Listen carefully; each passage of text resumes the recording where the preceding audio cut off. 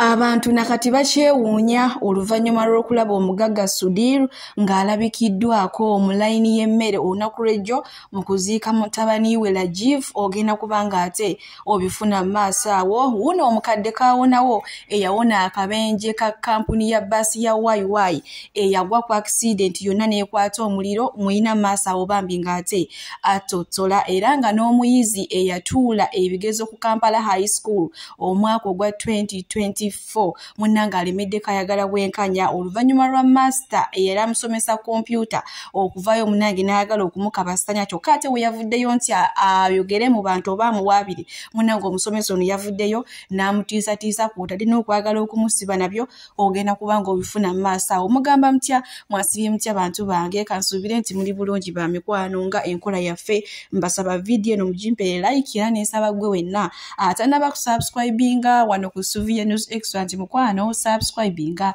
era onyigane mu notification bell olemesibwanga byonna bye mba nteekayo wano ku Suvia News Extra. Nnyongera okusabirako omwo mwenna abalwadde abakosefukosefu tinsaba ekisa kya Mukama ate kibatuukeko ba mikwano. Sheikh Ashraf Dembe omusomi w'edduwa akola ku nsonga z'amaka, oyagala kufuna butuuze bweru, bizinesi nga tezitambula bulungi, oli Uganda oba oli weeru, mukubireko agenda kubanga ate akusomeddwa. Munange nkutandise n'amawulire ga nnaku. Oyo maama waffe gw'olaba nakazadde w'eggwanga, munange ekyo ky'olaba mu bulago nkoko bamusanze ng'abba enkoko. Munange kye bakuza batuuze ne bagamba mukazi gw'otumanyidde ebbanga eriwola bulijjo obadde obba enkoko nga tetufunanga mukisa kwegamba gukukwata, naye ke tukufunye leero mukwano tambula nayo, atambudde nayo ekyalo kiramba bibadde sayidi zeeyo Kabaale.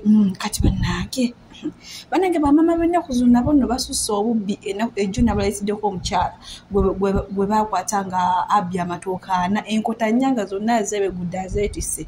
Kale munnange bwe tweyongerayo bakaawonawo ba bbaasi eyakwata omuliro eya kampuni ya YY namba UAV 722J eyali eva e Kampala ng'edda ate Kulwembaale. Munnange maaso wano nina omukadde omweye munnange yasomoka, jjukira bbaasi yonna yali ejjudde naye waawonawo abantu 6 bokka. Ngenda kubanga ate mu kutuusaako maaso awo naye agamba balala banne bajja nga abalaba bw'ati naye nga munnange ng'ekyokukola tebalina, naye akatongole okusaba naawe bonna munnange abaafa Mukama abasonyiwe byonna ebyabasobako.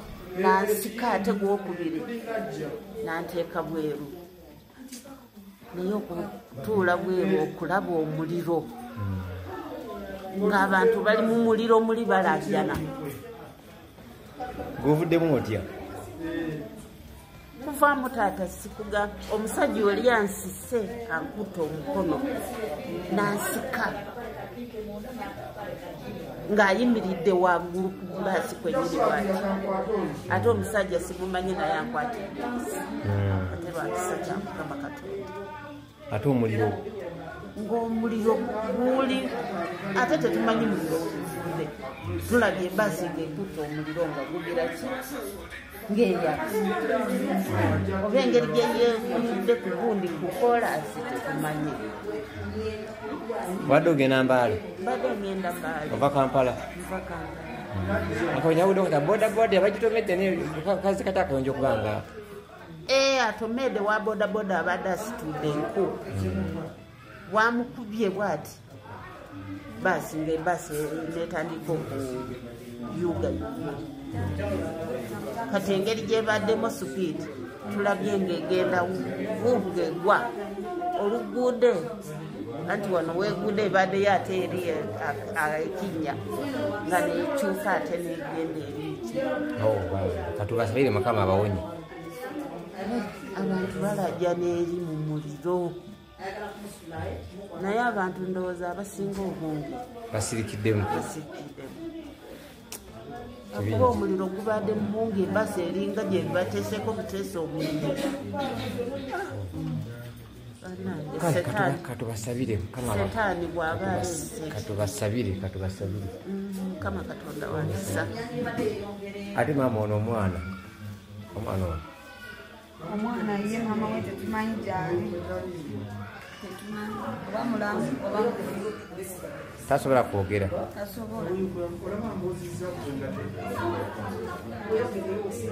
mukama wakucho sima okwetaaga omuyita otya tolina omuyita ozze kuyamba buyambi mukama wakucho singa okwetaaga yoyo nno munange omukadde omu kaawonawo omuganda agamba nti genda oli enkoko yo omukadde ennyumya gyanyumyamu bannange niye bayogera mukazi wattu tebikwatagana akyalimu okutya kuli omanyi okubanga baasi ejjudde niwafa abantu abo bonna ne bajja banno be wayingidde nabo ne mutuula mwenna ne basaanawo ng'olaba oti bannange ekyamazima ne wobanga owonya ebisago ebyakutuusibwako obwongo bwo buba buyinza obutaddamu bakukola kyekimu kubanga ng'ojjukira embeera eri yatuukawo novaako kale bwe tweyongerayo munange n'omugagga Sudiru ono nno babe nga yaviirwako omwana we Rajiv era nga yafa accident yafa mu nfa esinga okutiisa emmotoka yonna yamwokya n'afuuka evvu ate ne baddamu ne bamwokya era ng'enkola y'abayindi munange waliwo abantu aboogedde ebigambo ebiyitirivu ennyo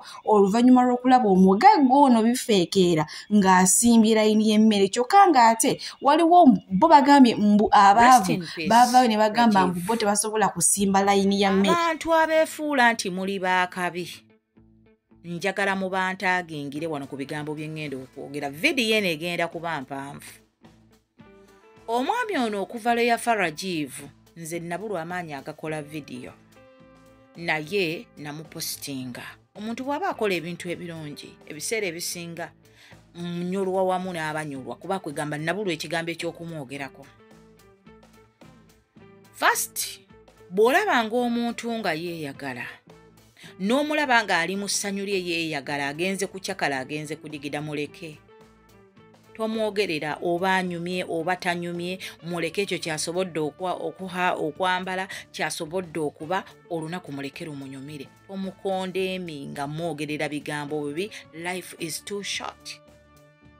Rajiv yabadde asobola okujjanjabibwa mu nsi yonna yabadde asobola naye Allah yamututte ng'omwana w'omukopi atalina yadde ebibiri okwo kwe bayita okugezesa.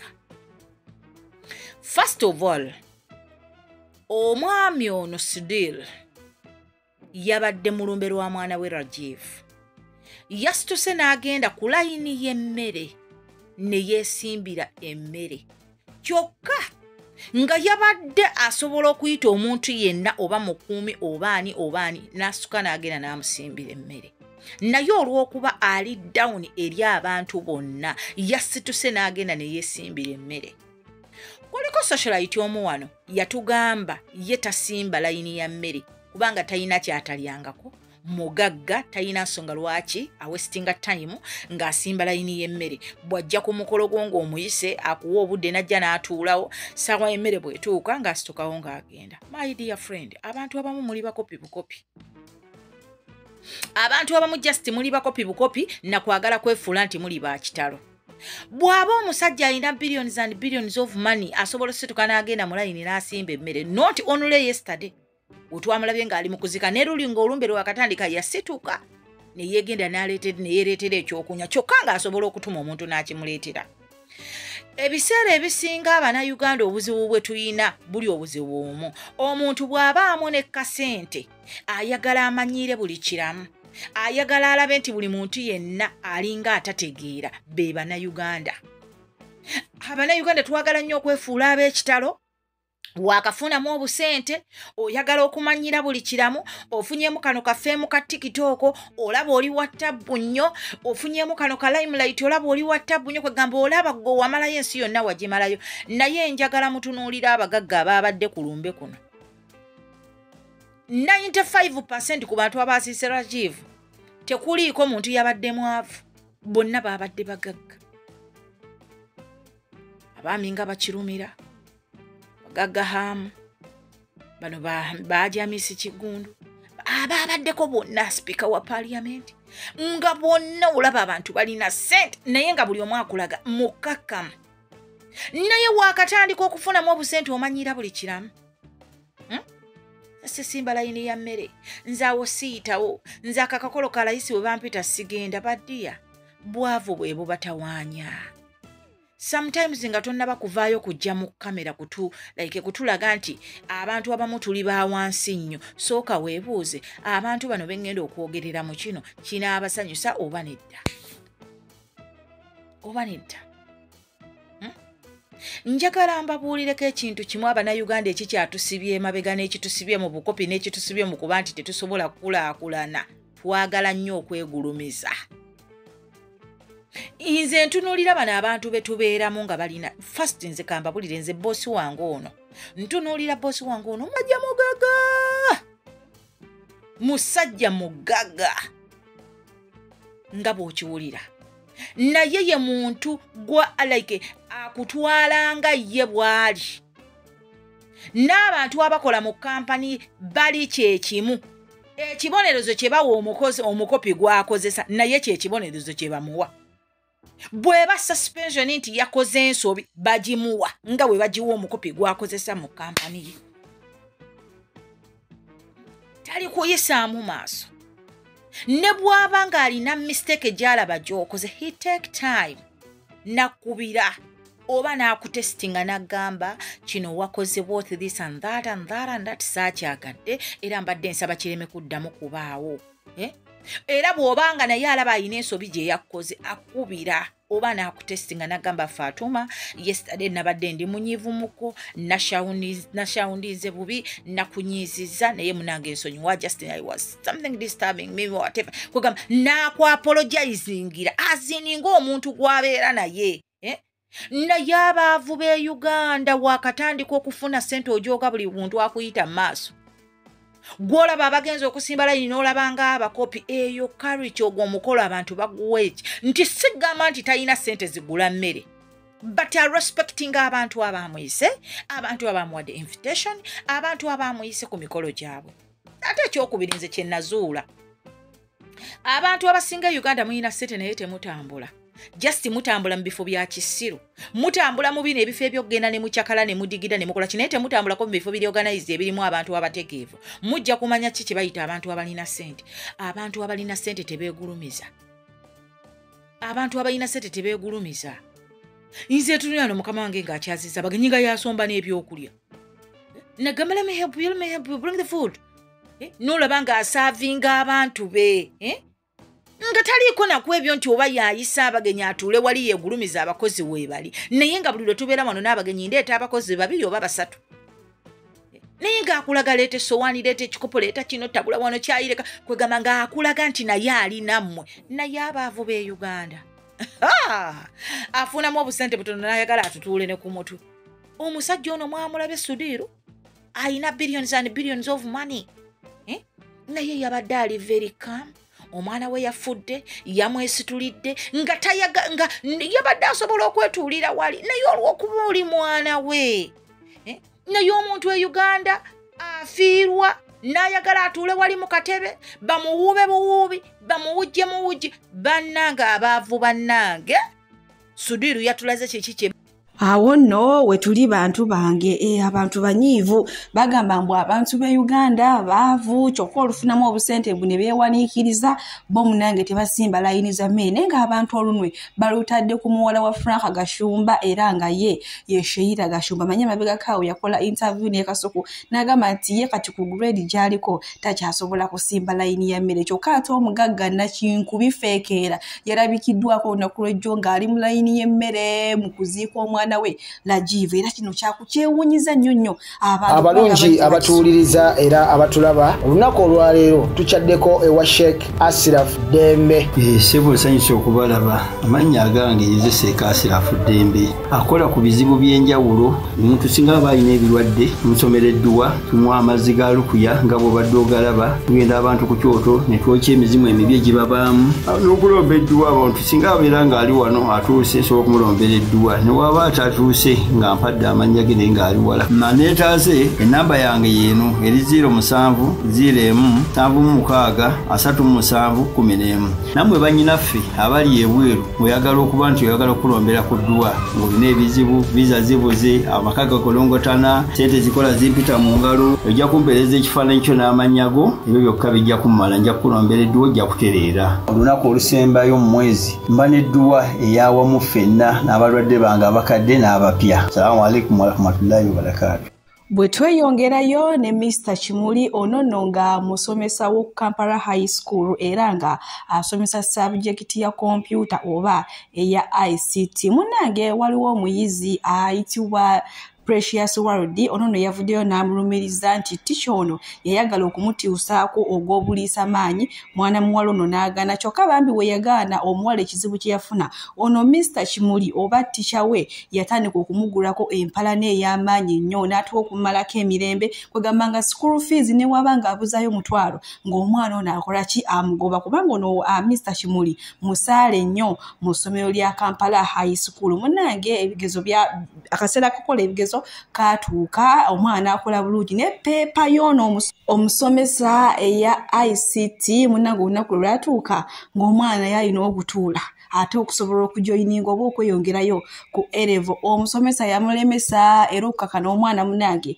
pepa ya ICT teyagikola kyokka buno obudde ebigezo byakomawo nga pepa endala yakola bulungi yayita naye ate tasobola kugenda ku A-level nga pepa emu teyagikola. Omwana yalabe biri bityo wamma nga alumwa obudde bwe n'emyaka gikola ki giba gigenda ng'avaayo nga gula omusango ku musomesa ono Mr. Kimuli. Naye munnange akaseera kano Mr. Kimuli amaze okwefuulira omwana amugamba mbu ye yagenda na omusango yagutwala mu kooti tewali bujulizi kyokka nga abaana bangi bavuddeyo ne bagamba nti oyo omusomesa ke kazeeke akwatirira abaana amabeere n'abakwatirira obubina kwegamba ye amaze ebbanga ddene ng'akozesa abaana b'abantu lwakuba bo babadde basiirika nga tebavaayo kwogera ku nsonga zino wakwatireyo mulaabu nga kiggwereyo ng'osirika. Naye munnange ono ye yagambye togenda kummanyirira ogenda kukoma kunza okumanyiira ye omwana agamba ayagala bwenkanya akatambi ngenda kubanga ate nkabalekerako mu maaso wano namwe musobole okuwulira ate ensonga y'omwana ono era munnange era afune ne justice abasomesa mulekere ogwo omuze. Eri Mr. Kimuli Administration ya Kampala High School ne bannayuganda mwenna mwasuze mutya era mwasiibye mutya abandaba oba oli awo abampuliriza bampita babiri Precious World leero nziza kwogera na bannayuganda era na buli muntu yenna akkiririza mu mazima ne mu bwenkanya. Mr. Kimuli yafulumizza audio egamba nti bansinga mu kooti omusango gwansinga lwansonga nali siina bujulizi era poliisi eri mu kunnoonya ensibe nga sinnagenda wala nnyo kasoke mubuuze ku bibuuzo bino wammanga kooti ki gye twagendamu eyahandolinga guno omusango era mulamuzi ki eyasala guno omusango era lunaku ki guno omusango egwasalibwa wekibanga kituufu mbadde nkusaba ssebo oveeyo okigambe bannayuganda oddemu bannayuganda ebibuuzo ebyo wammanga byenkubuuzizza. Mr. Kimuli yalimba nti baloyazi bange bonna bandekawo lwakuba nali siina bujulizi era mbu nali nnimba obwo bulimba baloya bange tebandekangawo era bakyanyamba era n'agamba nti poliisi ennoonya era ennoonya kunsiba poliisi ensibira ki kwogera ku mazima oba era n'agamba nina empisa embi naye buli omu akimanyi nti Mr. Kimuli yayuza waka wange owa UNEB nampa ne CD etakola ekyanviirako okufuna X mu ICT era ekyanviirako okuyimiriza delaying my future. Mpozi n'ekirala ntandise ofuna amasimu okuva mu bantu besimanyi agantiisatiisa naye sitidde. Wekiba kitegeeza kuwaayo obulamu bwange for the sake of justice, obulamu bwo ngenda kubuwaayo. Obulamu bwo, I will sacrifice my life to save other lives. Obulamu bwange wekiba kyetaagisa buwaayo ngenda buwaayo. Kale mu nsonga eyo newonsindikira bonna abanantiisatiisa nkugamba nti sitidde. Bannayuganda, tuyimirire wamu tulwanise obutali bwenkanya mu Uganda ne sexual harassment mu masomero. Era tufune obwenkanya eri nze ng'omuntu mukyo tuyimirize n'omuze gwa kimulizimu mu masomero. Tulwanise kimulizimu mu masomero. Siri willing kulekeraawo mpaka nga nfunye justice.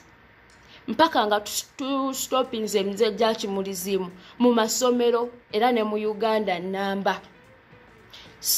Sigenda kulekeraawo mpaka nga nfunye obwenkanya. Ekyo kyo naye kiba kitegeeza kuwaayo obulamu bwange ngenda kubuwaayo. Ekyo kyo naye kiba kitegeeza kufiirwa kintu kyonna for the sake of justice and fighting sexual harassment in Ugandan schools. I will. Mbeyanziza nnyo basewo ne banyaba basharinga video zange, abazilikinga, abazikomentinga temujjanga okwo. Era nneeyongera okusiima obuyambi bwe mumpa. Musibe bulungi, mubeere bulungi, mbaagala nnyo.